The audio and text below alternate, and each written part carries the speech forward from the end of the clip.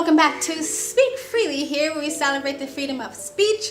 And today we're going to be reacting to a controversial speaker. I cannot remember her name right now, so I'll put it on a screen. I believe it's something Ali, and all I know about her, she's extremely controversial. There's a lot of people in the black community that don't like her or agree with what she says. I don't know that much about her, and I think she might be a part of the Nation of Islam, and I grew up in that, and I disagree with a lot of stuff that they sort of espouse. So I'm pretty sure there's a lot of points of view that she may have that I don't agree with, or not. I'm not sure she's part of the Nation of Islam. It just seems like she is to me, or she's a hotep or something like that. So I'm just putting it out there, FYI. I don't know that much about her history, so I'm not saying I agree with everything she says or stands for. However, two things can be right at the same time, and someone can have a lot of ideas I don't agree with, but also says some things I really do agree with. And in this particular clip, she is saying some things I mostly agree with, and she's basically talking about the effect or cause and effect of single parent homes and households, and what that does to the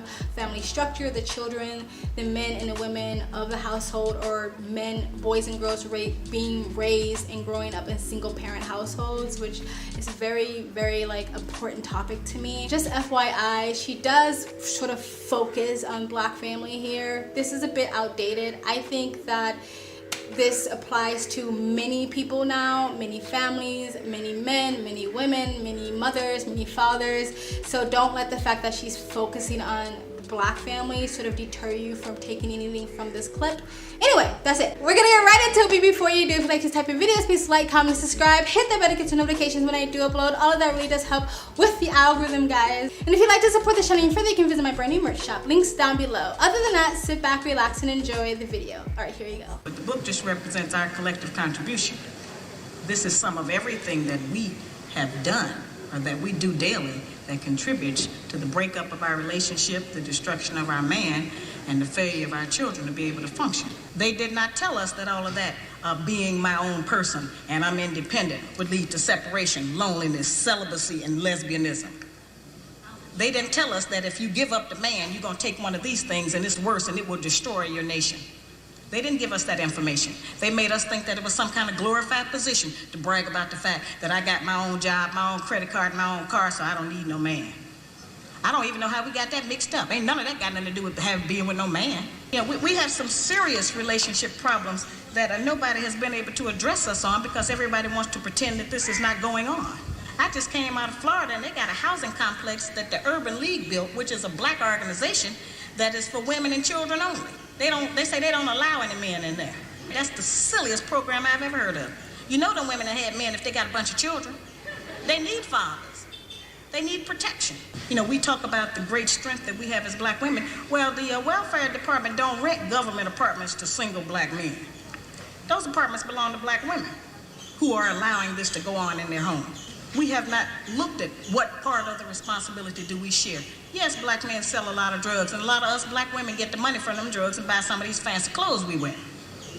Drive around in some of these fancy cars. He is not doing these things alone and without support from us, whether they are good or bad.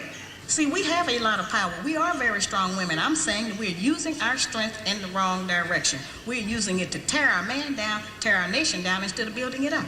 Having an education and a job does not necessarily mean you have a successful life. I keep telling black women that to raise a child, they say, well, I provided with food, clothing, and shelter. That's not raising a child, that's maintaining one.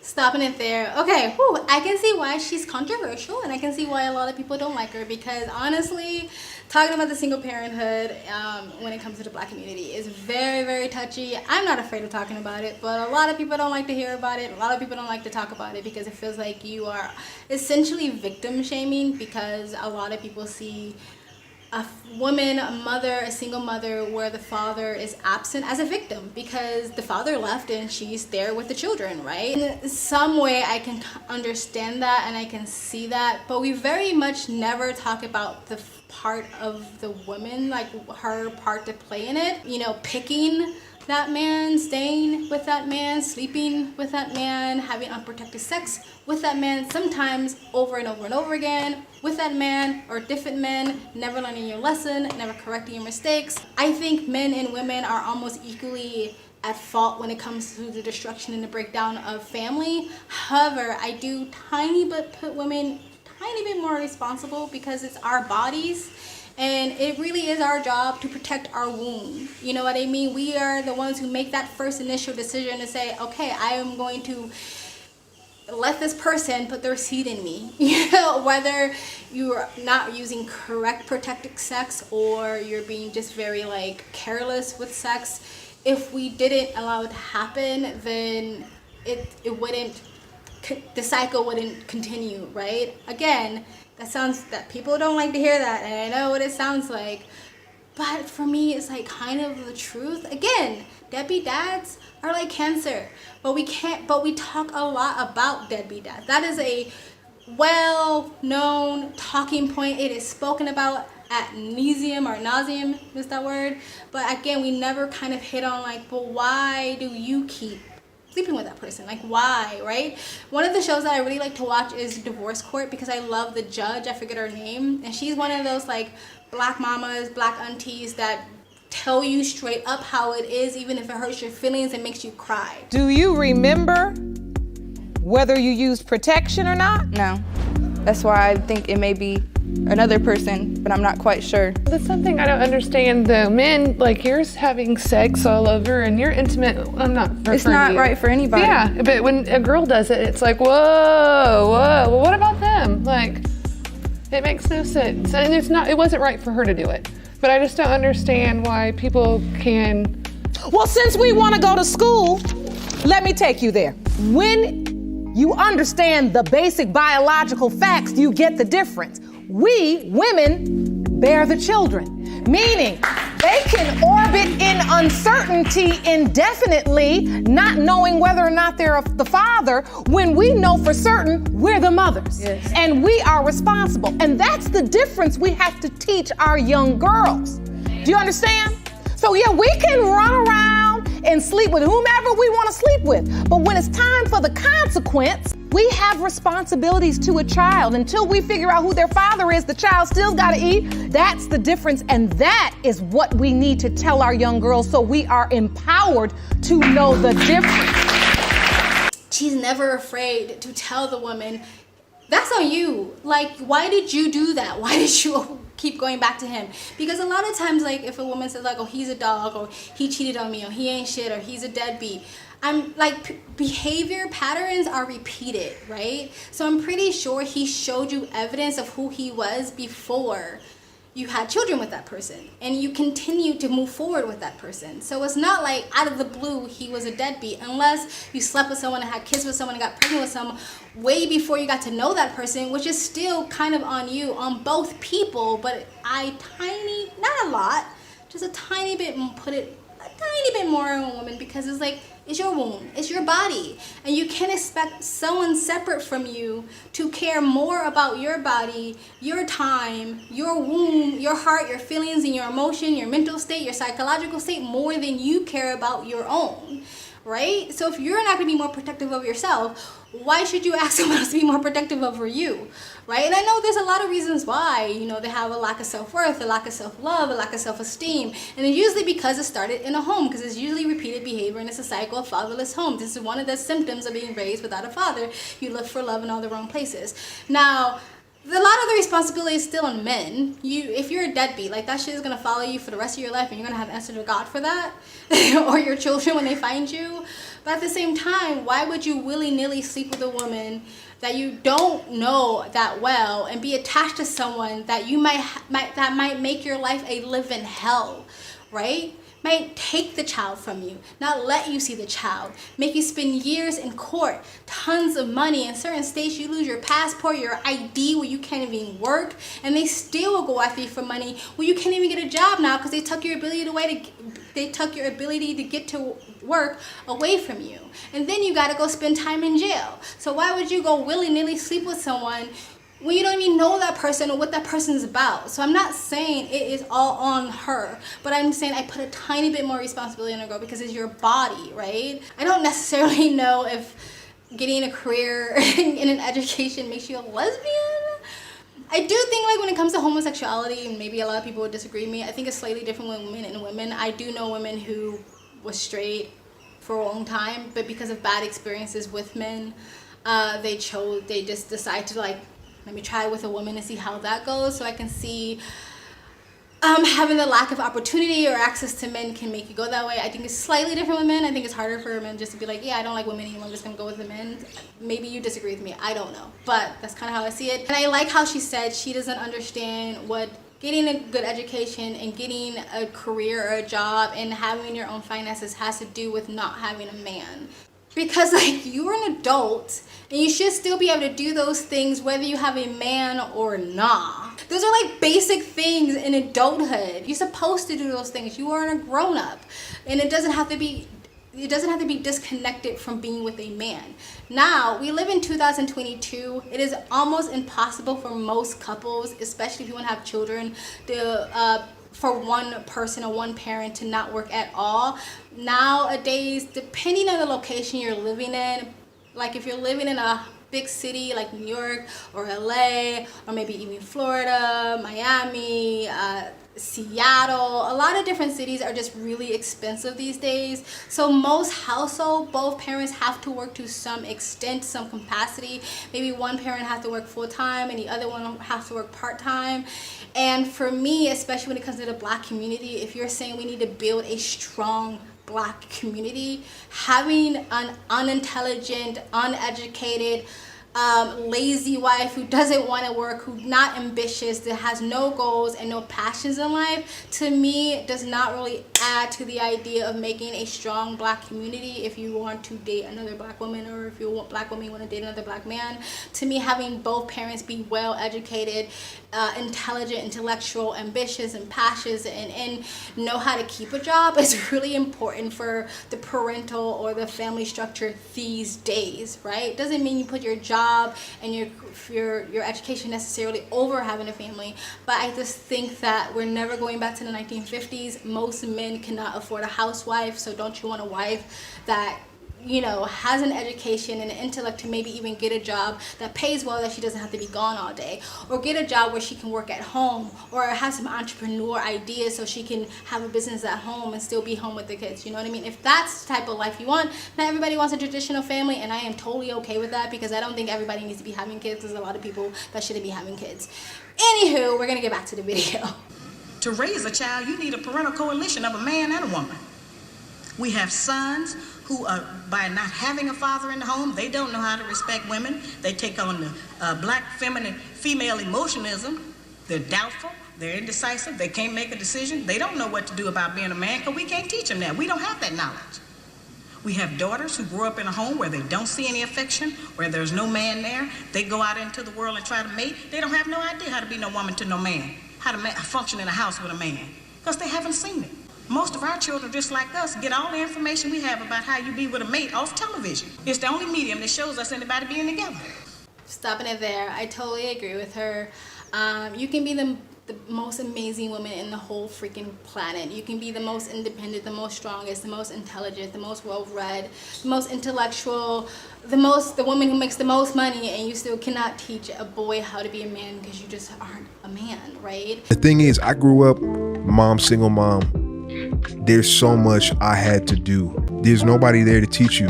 The society is teaching you, like everywhere I turn, it's like, well, men need to get more in touch with their emotions. Like, nah, nigga, I need to learn to control my emotions. Like, my issue is I wasn't taught to control my emotions. I was not taught to have discipline. I was not taught to think rationally, right? And for, you know, that saying for daughters is like their father is their first love. Make sure I wrote that correctly. And it's their first example of what a good man is. And the parents itself is both children's example of what a healthy relationship is. So of course you want, even if there's two parents in the home, you want the relationship to be healthy, right? For me, if both men and women really don't have a lot of examples of what a healthy relationship is, then they can't really, it's harder for them to grow up and create one. And it's harder for someone to grow up and trust that that is something that actually exists. Right? And I spoke on this before in another video, where it's like, you can't expect a woman to give up her stability at the idea of trusting that a man would come along and put her into a stable relationship where she doesn't have to worry about money, or she doesn't have to worry about stability, or she doesn't have to worry about, you know, taking care of herself, because she's never seen an example of that. right?